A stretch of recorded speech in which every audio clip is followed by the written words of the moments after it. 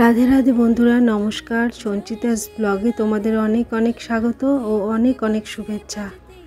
তো বন্ধুরা, তোমরা সবাই কেমন আছো? ভালো আছো তো? নিশ্চয়ই খুব ভালো আছো। আমিও খুব ভালো আছি।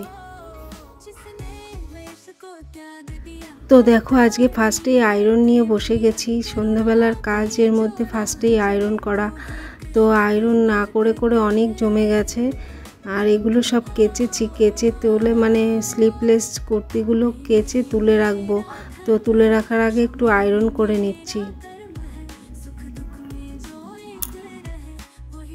আর তাছাড়া পুজোর সময় না অনেক কাজ, সবারই অনেক কাজ। ঘর গোছানো, তারপর একটু সমস্ত কিছু পরিষ্কার পরিচ্ছন্ন করে রাখা, তারপর আয়রন করা, এগুলো একটু বেশিই থাকে এই কাজগুলো।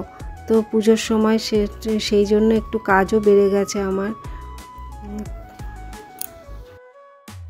তো বোন সুস্মিতা, তুমি তো কমেন্ট করেছো, তোমার কমেন্ট পড়েছি, খুব ভালো লাগলো তুমি কমেন্ট করেছো বলে। তো তোমরা কমেন্ট করবে, কমেন্ট করলে মন ভালো থাকে। কারোর সাথে কথা হয় তো সেই জন্যই মনটা ভালো হয়।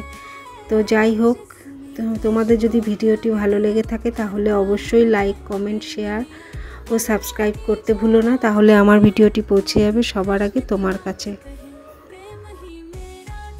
তো দেখো, আয়রন তো করা হয়ে গেছে। এবার এগুলো না শোকেসে গুছিয়ে তুলে রাখবো। আর শোকেসে কিছু যে জামা আছে, দু একটা জামা কাপড় আছে, সেগুলো আলমারিতে রাখতে হবে। তো সেগুলোও বার করে রাখবো।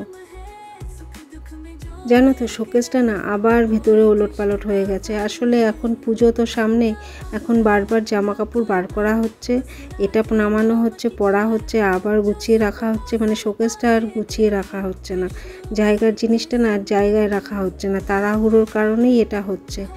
তো সেই জন্যই শোকেসটা ওলটপালট হয়ে গেছে। যাই হোক, ঘর গোছানো হয়ে গেলে তারপর ফার্নিচারগুলো মুছে নেব। তোমরা তো জানোই আমি রাত্রে ফার্নিচারগুলো মুছে নিই। দেখো, এই যে জামাটা বার করে রেখেছি, এই জামাটাই আলমারিতে তুলে রাখার ছিল, সেটা আমি তাড়াতাড়ি করে শোকেসের মধ্যে রেখেছিলাম। তো এবার আমি আলমারিতে তুলে রাখবো। আর যা বলছিলাম, তোমরা তো জানোই যে আমি রাত্রেবেলাতেই ফার্নিচারগুলো মুছি, দিনের বেলায় আমার টাইম হয় না। তো সেই জন্য রাত্রে আগে ঘরটা গুছিয়ে নিচ্ছি, তারপর ফার্নিচারগুলো মুছে নেব। তো বন্ধুরা, ড্রেসিং টেবিলটা গোছাতে গোছাতে চলো ভগবান শ্রীকৃষ্ণের দু একটা কথায় আসি, তাহলে তোমাদেরও ভালো লাগবে আর আমারও খুব খুব ভালো লাগবে। আমার ভীষণই ভালো লাগে ভগবান শ্রীকৃষ্ণের কথা আলোচনা করতে। তো যাই হোক, চলো ভগবান শ্রীকৃষ্ণ কি বলেছেন একটু দেখে নিই।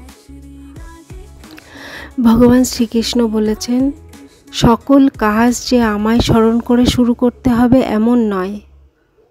প্রথমে চেষ্টা করো, তারপর অসফল হলে আমায় স্মরণ করো, আমি পথ দেখাবো। তাই কোনো কাজে অসফল হলে আমরা যেন আমাদের ইষ্টকে স্মরণ করে নিই, তিনি অবশ্যই আমাদের পথ দেখাবেন।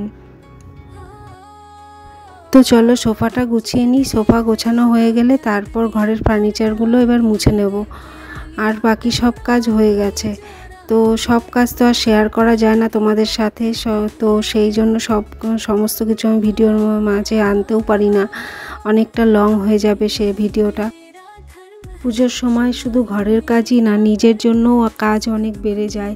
নিজের ধরো হচ্ছে একটু চুলের প্যাক লাগানো, সাজুগুজু করা, রূপচর্চা করা, স্কিন কেয়ার করা, যাই হোক এগুলো করতে হয়। তো সেই জন্য কাজটা অনেক বেড়ে যায়।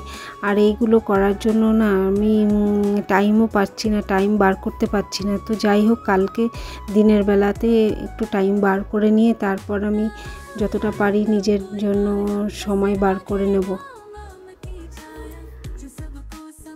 তো বন্ধুরা, আজকের ভিডিও তোমাদের কেমন লাগলো তা তোমরা আমাকে কমেন্টে অবশ্যই জানিও। আর আজকের ভিডিও আর বেশি লং করছি না, এখানেই শেষ করছি। আবার চলে আসবো কাল নতুন কোনো ভিডিও নিয়ে তোমাদের সামনে। তো আজকের জন্য এ পর্যন্তই। তো টাটা।